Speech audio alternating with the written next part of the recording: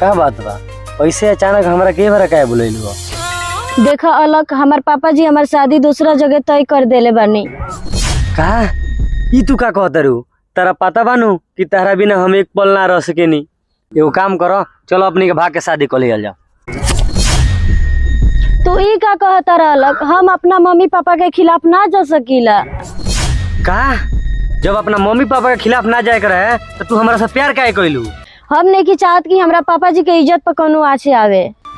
तू ऐसे मत बोलो सलोनी, हम तो से बहुत प्यार करेनी।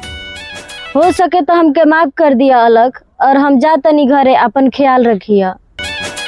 एक बात सुन लो सलोनी, तारा खातिर हमार दरवाजा हमेशा खुला रही।